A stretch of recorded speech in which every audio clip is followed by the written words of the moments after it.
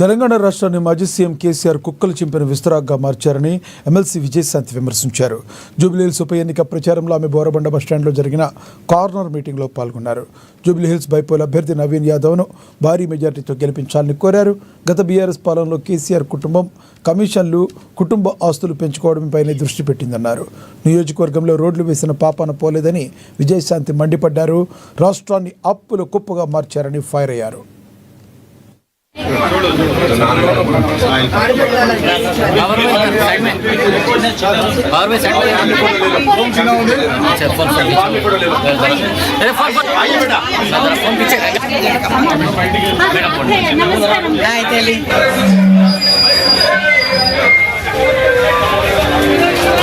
మా నవీన్ యాదవ్ కి ఓటు వేస్తారా లేదా అడుగుదామని మొత్తం అన్ని కొట్లు ఎక్కి దిగాను నేను.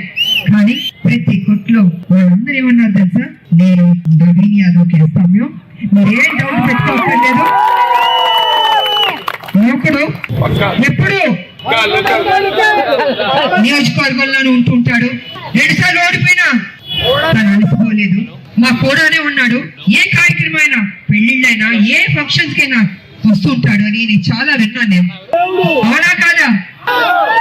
మరి మీ మధ్య నుండే బిడ్డ, బీసీ బిడ్డ, ఆ బిడ్డని గెలిపించుకుంటే ఇప్పుడు మన ప్రభుత్వం ఉంది. మన ప్రభుత్వం కాంగ్రెస్ ప్రభుత్వం ఉంది. మీకు ఏ పనులు కావాలంటే చేసుకోవచ్చు కదా. నేను ఎందుకంటానంటే ఇప్పుడు 10 సంవత్సరాలు కేసీఆర్ ఏం చేశాడో, ఏ రకంగా దోపిడీ చేశాడో మీరందరికీ తెలుసు. ఏం చేశాడు? కుక్కల చెప్పిన విస్తరాక్కుల్లాగా ఈ రాష్ట్రాన్ని పీక్కు పీక్కు పీక్కు తిన్నారు ఎంటైర్ ఫ్యామిలీ.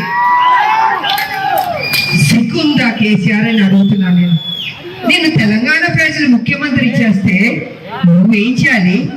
తెలంగాణ